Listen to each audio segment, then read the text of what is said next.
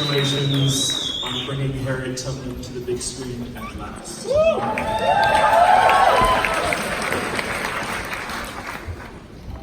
Casey, I'll start with you. Many Americans and Canadians will know the story of Harriet Tubman. Of course, it's a story that crosses the border between our two countries, but this is the first feature film. Let's get this question out of the way. Why? Well, I mean, to me it was a little bit of a no-brainer. I mean, this is one of our real hero stories, a real-life superhero story with a woman, a black woman in the lead. This is one of the great people that's lived, you know. And we had a sense of her from photographs. The photographs that we would see when we were taught her in schools is an old woman in a chair. And yet, when she was doing most of her work, she was a young woman. And so we wanted to show this young woman in action. And it's kind of, it's a real life action film.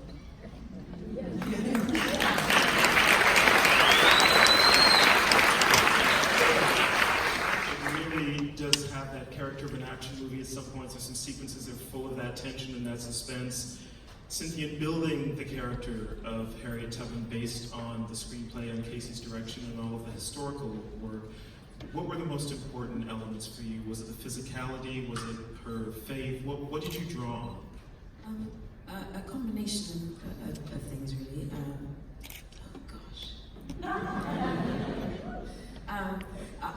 For me, the most important thing that I felt was really apparent in the script was her womanhood. We don't get to see the fact that she was loved and that she loved. And I wanted that to be the thing that I started from, because it meant that we saw a fully realized woman who happened to have incredible ability, as opposed to a superhero who had incredible ability but wasn't human to us. She had incredible humanity, and that's what I wanted to come out first. The ability was something I worked on, for sure. And it was something that was complemented by who she was first. Yeah.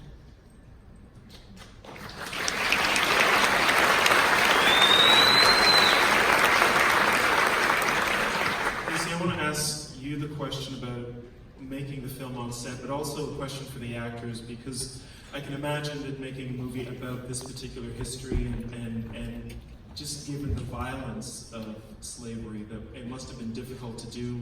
You've got to prepare your actors and your crew for just what they're going to have to go through and do to each other in a way. How did you prepare them? I'm curious to know from the actors, how did you react to the experience of making the film? Well, I think that first of all, you have to hire the right actors.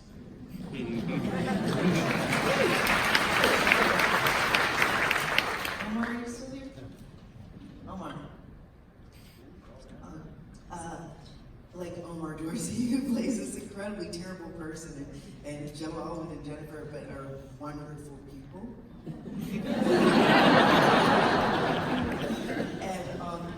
And then to create a really safe environment where we can talk about these things and explore it and really check in with each other, you know. But this is what we're doing, so not to shy away from that, but really to create an environment where it's okay and we can trust each other, that we're that something is being directed and performed.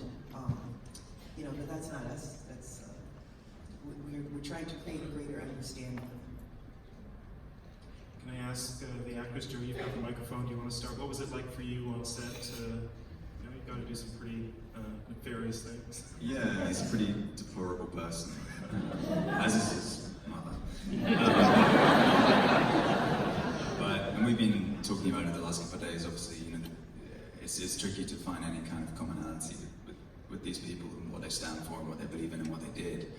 And I guess from our point of view, you try and latch into some kind of humanity in there, if you can try and find it, because that's the only way you're going to be able to connect. And I suppose, from my point of view with Gideon, he's somewhere buried deep down in some kind of tangled mess of confusion for what he feels for Harriet.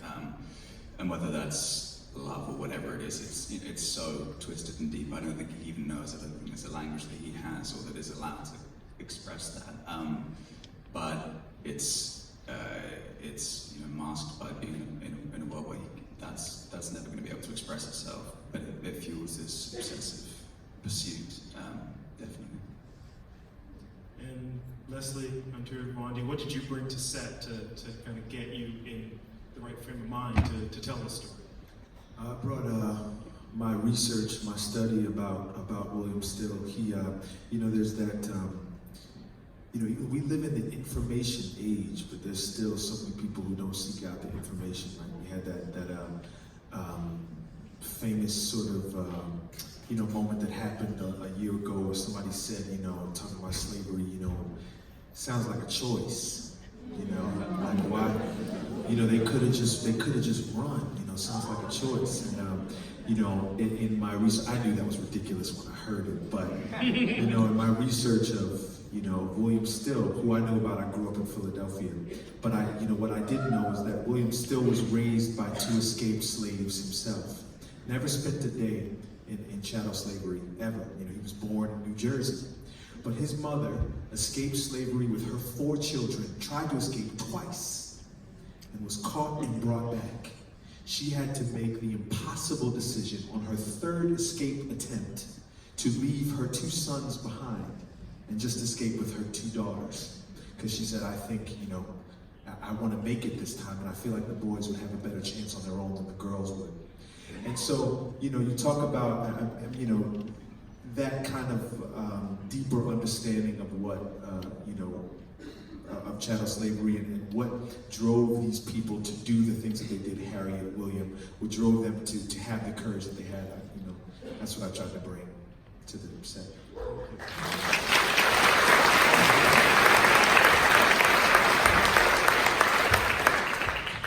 I think, as Joe so very eloquently put it, there is not a whole lot redeemable for the characters that we play, but the attempt to try and bring humanity in such a way. I think Eliza, specifically, she was a desperate woman at the time she lived. She couldn't read. Women had no agency. She was a widow.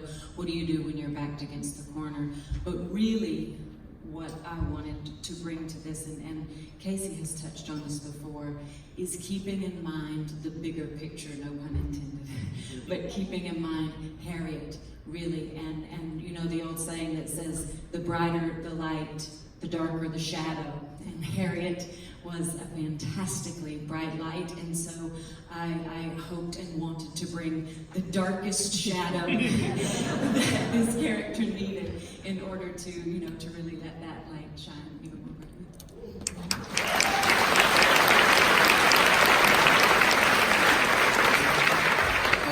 For me, playing Reverend Green was great in that I had the opportunity to do the research for that, as Leslie was speaking of, and find that he was instrumental in saving the lives of so many people through his efforts. And ultimately, as cunning in many ways as Harriet, and ended up being sentenced to 10 years in prison for having a copy of Uncle Tom's Cabin, which was deemed to be abolitionist propaganda. And so it was great to dive into this and to work with Casey and be directed by her and trying to serve her vision. Thank you.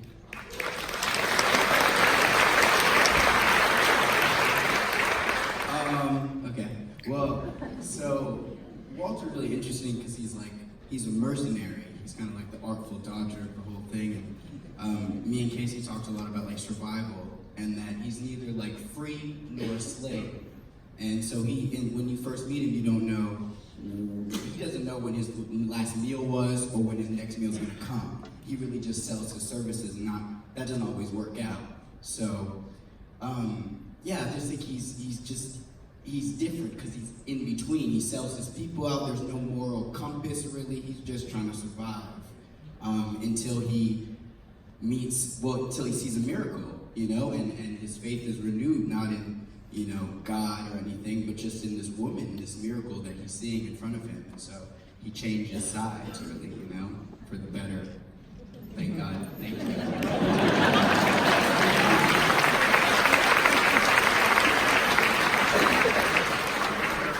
To you and your questions in just one moment, but before I do that, Casey, I just want to ask you what your hopes are for the film. It is the first feature film about Harriet Tubman. We know there's a campaign to put Harriet Tubman's face on a $20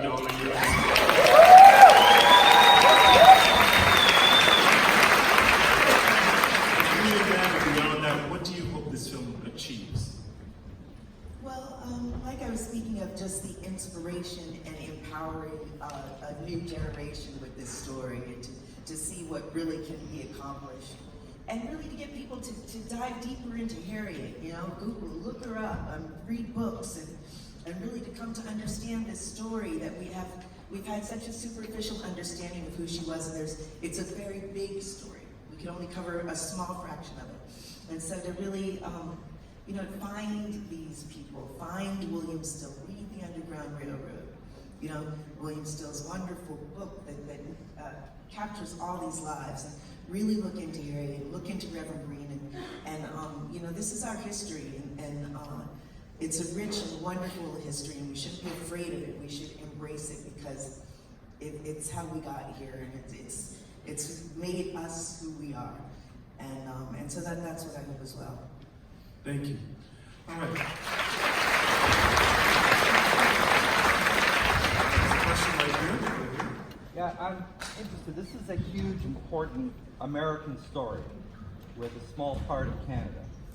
How do you feel presenting this for the first time in Toronto, in Canada? The question is that this is an important American story, but a small part in Canada. How do you feel about presenting it first in Canada?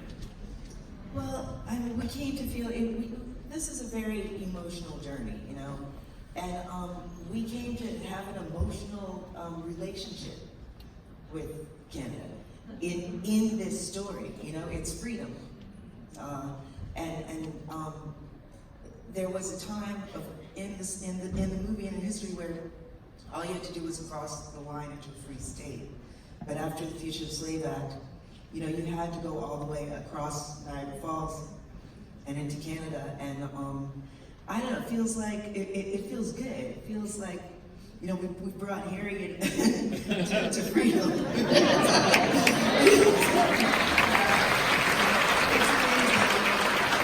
I have a relationship with Toronto, and this is I've shot here this summer for the third time, and it's great to be here. And 22 years ago, I showed my first film at TIFF, and now I'm back. So I have a personal.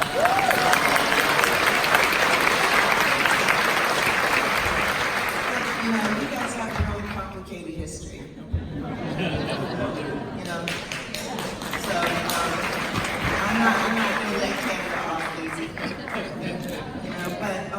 But it's a very big part of the fugitive slave story. And so yeah, it's great to be here. Okay, thank you. Let's go right here.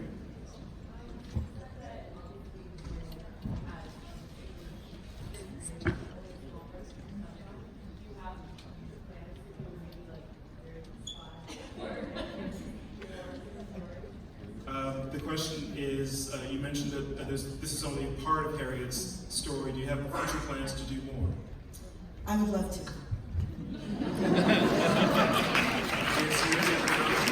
All right, yes?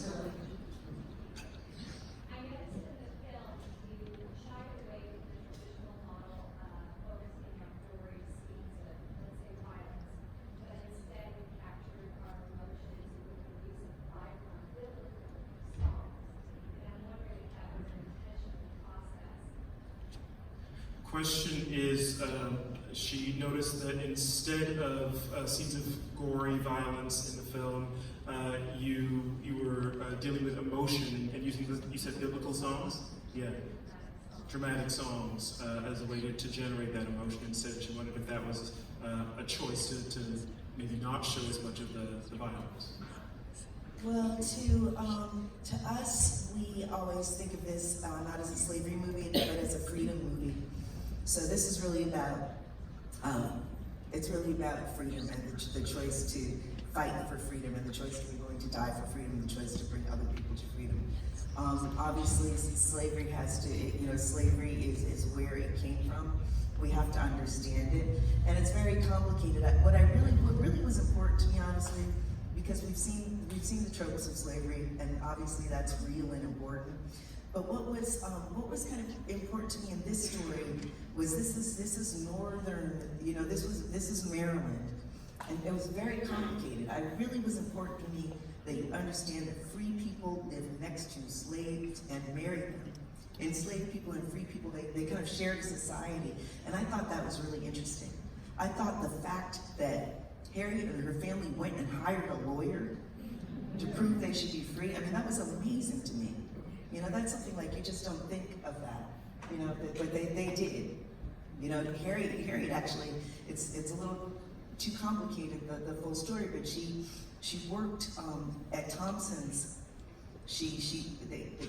Rhodes hired her out on the side, and she worked at Thompson's, and she saved little pennies and put it together and saved that money to hire that lawyer to find the will of Rhodes's great grandfather, who said that her mother should be freed at 45.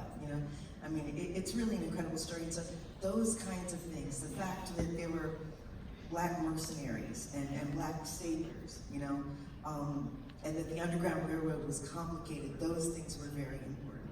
So yes, I was trying to bring other colors in that we haven't seen as much. And complexity is a really key part of the film. One of my favorite scenes is when Harriet first arrives in Philadelphia and she meets the character played by Janelle Monáe, who's born free, and she tries to teach her how to carry herself as someone who owns freedom. And it's such a powerful relationship between those two women who've had such different experiences. We can do maybe one or two more questions. Is there anyone in the balcony with a question? Yes, I see someone here. From an acting perspective, do you find it's more difficult to play someone who's already existed with an actor being up and playing your own character? Question is do you find it easier to play someone who has a real life character who's already existed rather than a fictional character? I don't think so. I think that the lucky thing about a person who's already existed is that there's information about this person. You can look into this person and find out about what they were, what their wants were, what they looked like, so that you can inform your own performance with that. Whereas with a character that doesn't exist, I guess that's sort of a full playground. They're playgrounds in different places, essentially.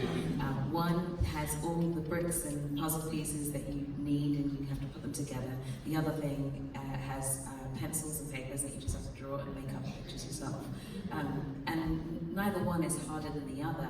They're just different, and I enjoy both.